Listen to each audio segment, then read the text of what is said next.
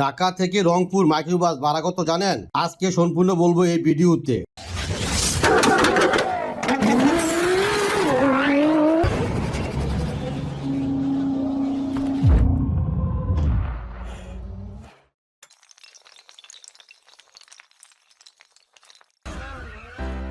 আসসালামু আলাইকুম, আমি সাইম রেন্টাকার বিডি থেকে আসছি। আজকে বলবো আমরা ঢাকা থেকে রংপুরের হাইয়েস্ট মাইক্রোবাস যে গাড়িতে 12 জন বসতে পারে ওই গাড়িটা ভাড়া কত এবং রংপুর যাইতে কত সময় লাগে সম্পূর্ণ ডিটেইলস বলবো।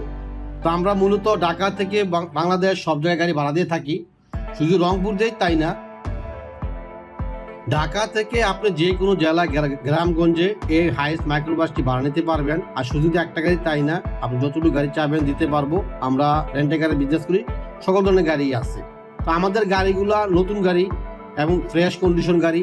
সবচেয়ে বড় কথা হলো আমাদের ড্রাইভার খুব এক্সপার্ট ড্রাইভার, সর্বনিম্ন 10 বছর অভিজ্ঞতা থাকে আমাদের ড্রাইভারগুলা। এবং এই গাড়িটা শুধু এই গাড়ি তাই না, বর্তমানে নতুন গাড়িগুলো আসছে, এগুলো রিমোট কন্ট্রোলের মতো দরজা খুলে এবং রিমোটের মাধ্যমে দরজা লাগানো যায়। এই একটা সুবিধা আছে গাড়িটাতে, সুন্দর সিস্টেম এবং সাউন্ড কোয়ালিটি সিস্টেমও অনেক ভালো। মাইক্রোবাস মূলত আমরা বডি ভাড়া হিসেবে ভাড়া দিয়ে থাকি। বডি ভাড়া বলতে শুধু গাড়ি ভাড়া থাকবে, তেল গ্যাস ড্রাইভারের খাওয়া টাকা আপনারা বহন করতে পারবেন।